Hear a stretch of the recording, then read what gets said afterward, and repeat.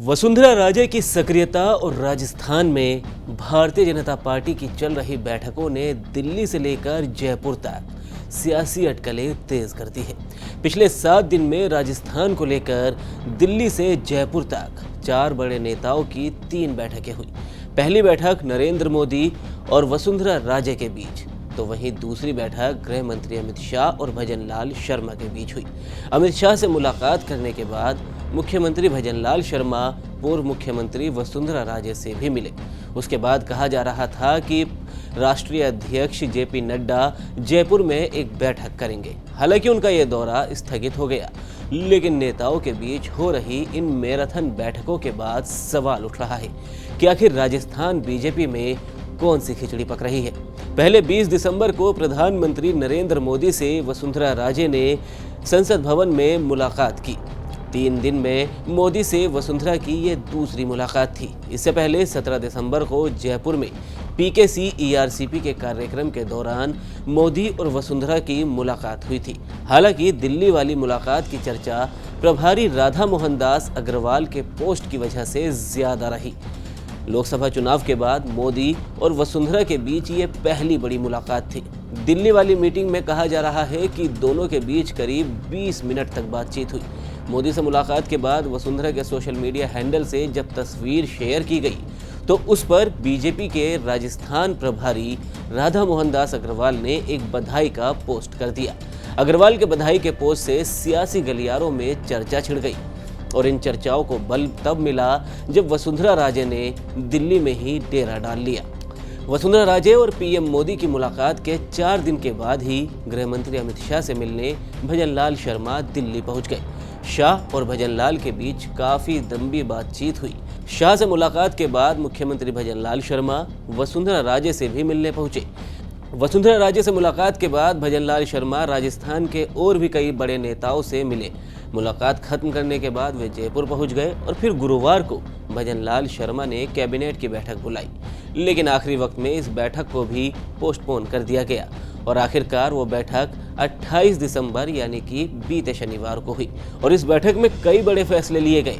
गहलोत राज में बनाए गए 9 जिले और 3 संभाग रद्द करने के फैसले की सबसे ज्यादा चर्चा हो रही है।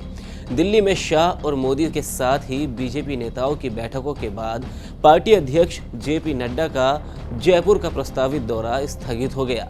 नड्डा का दौरा अब नए साल में होने की संभावनाएं हैं।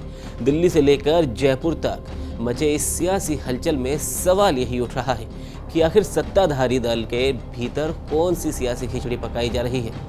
क्या कैबिनेट विस्तार और राजनीतिक नियुक्तियों की चर्चा बीजेपी में हो रही है, क्योंकि राजस्थान में भजन लाल सरकार को 1 साल पूरा हो गया है। सरकार में अभी भी कुल 23 ही मंत्री हैं, जबकि संख्या के लिहाज से देखा जाए तो कुल 30 मंत्री राजस्थान में बनाए जा सकते हैं। 1 साल पूरा होने और लोकसभा चुनाव भी खत्म हो जाने के बाद से सियासी गलियारों में कैबिनेट विस्तार की अटकलें भी तेज हो गई है। कहा जा रहा है कि सरकार में नए सिरे से कुछ मंत्रियों को कैबिनेट में शामिल किया जा सकता है और कहीं ना कहीं वसुंधरा गुट के विधायकों को कैबिनेट में तरजीह मिलने की बात भी कही जा रही है और इसकी वजह है लोकसभा चुनाव में बीजेपी का प्रदर्शन। 2024 के लोकसभा चुनाव में बीजेपी सिर्फ 14 ही सीट जीत पाई, जबकि इससे पिछली 2 बार से बीजेपी लगातार राजस्थान में 25 की 25 सीटों पर अपना कब्जा जमा रही है। अब कैबिनेट विस्तार के साथ साथ राजस्थान में राजनीतिक नियुक्तियों की भी चर्चा हो रही है। बोर्ड और निगम के कई पदों पर भर्तियां प्रस्तावित है, जो कि 1 साल से पूरी नहीं की गई। इन सब के अलावा एक बड़ी चर्चा वसुंधरा राजे की धमाकेदार वापसी की भी है, क्योंकि वसुंधरा और पीएम मोदी की जारी तस्वीर पर जिस तरह से बीजेपी प्रभारी राधा मोहन दास अग्रवाल ने बधाई दी, उससे इस चर्चा को बल मिल गया कि वसुंधरा राजे की धमाकेदार वापसी हो सकती है। 2023 में बीजेपी के राजस्थान जीतने के बाद वसुंधरा राजे मुख्यमंत्री पद की फ्रंट रनर थी, लेकिन उनकी जगह सीएम की कुर्सी नए नवेले भजन लाल शर्मा को मिल गई। वसुंधरा राजे अभी भी बीजेपी की राष्ट्रीय उपाध्यक्ष है। बीजेपी में संगठन का भी चुनाव चल रहा है। बताते चले कि ये सभी बातें सिर्फ कयास भर है, इनमें किसी भी चर्चा पर अभी कहीं से भी मुहर नहीं लगी है। लेकिन आपको क्या लगता है कि बीजेपी में बैठकों का दौर क्यों जारी है? आप भी कमेंट कर अपनी राय जरूर बताएं। बाकी राजस्थान और राजस्थान से जुड़ी हर खबर के लिए आप देखते रहिए TV9 राजस्थान।